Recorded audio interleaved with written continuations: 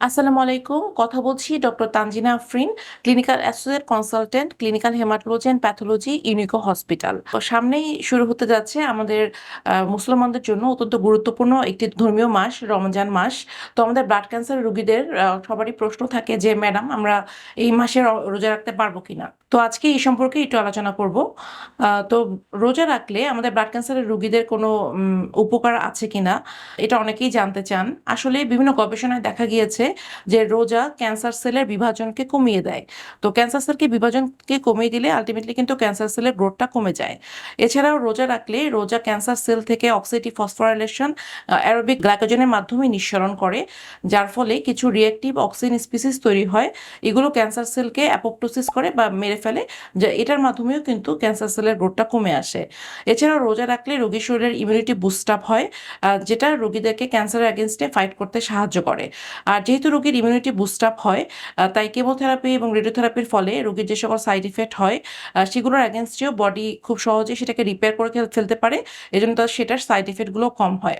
এছাড়া বিভিন্ন গবেষণায় দেখা গিয়েছে যে রোজা রাখলে রোজা ক্যান্সার সেলের কমন লিম্ফোসাইট প্রোজেনিটর এবং টিউমার ইনফিল্ট্রেটিং লিম্ফোসাইটের পরিমাণটা বাড়িয়ে দেয়, যেটা কিন্তু ক্যান্সার গ্রোথটাকে কমিয়ে দেয়। তাছাড়া রোজা রাখলে রোগীদের ইনসুলিন লাইক গ্রোথ ফ্যাক্টর এবং গ্লুকোজ লেভেলটাকেও কমিয়ে আনে এবং রোগীর ক্যান্সারের সাইড ইফেক্টগুলো অনেকাংশে কমিয়ে আনা সম্ভব।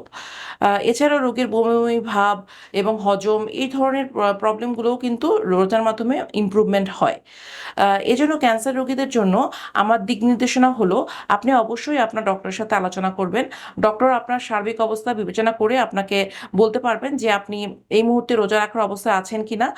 কারণ আপনারা জানেন যে ক্যান্সার একটি মরণ ব্যাধি, তো কোনোভাবে কিন্তু এটা চিকিৎসাকে ডিলে করা যাবে না।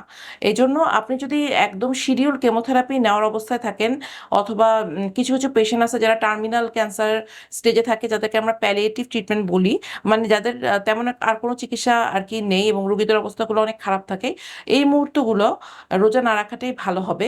কিন্তু কেমোথেরাপির পরবর্তী পর্যায়ে বা ফলো আপের সময় যখন আমরা রোগীদেরকে অন্যান্য কিছু ওষুধের মাধ্যমে চিকিৎসা করে থাকি, তখন যদি রোগীর সার্বিক অবস্থা এবং ফিটনেস ভালো থাকে তাহলে অবশ্যই তিনি রোজা রাখতে পারবেন।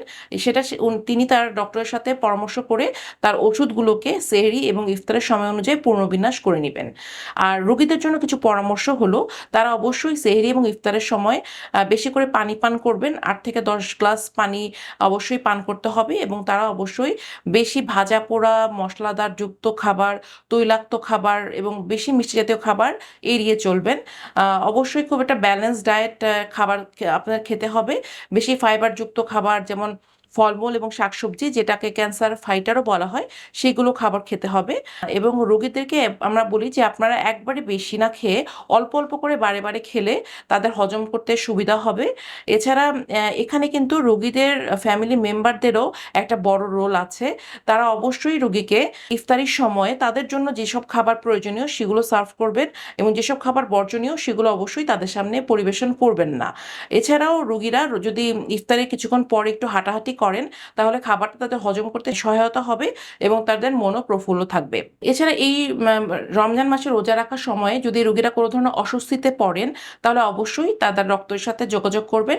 এছাড়া রমজান মাসে রোগীদেরকে অবশ্যই নিয়মিতভাবে তাদের ব্লাড সুগার এবং প্রেশার মনিটর করতে হবে এবং যদি কোনো ফ্ল্যাকচুয়েশন দেখা দেয় অবশ্যই তিনি তার ডক্টরের সাথে যোগাযোগ করবেন। তো রমজান মাসে আমার পেশেন্টদের জন্য থাকলো মন থেকে অনেক অনেক দোয়া। আশা করি এই রমজান মাসটা আপনাদের জন্য অনেক আরামদায়ক হবে এবং এই মাসে আল্লাহর রহমতে ইনশাল্লাহ আপনারা সুন্দর মতো রোজা করতে পারবেন এবং আপনারা খুব দ্রুত সুস্থ হয়ে উঠবেন, এই কামনায়। Thank you.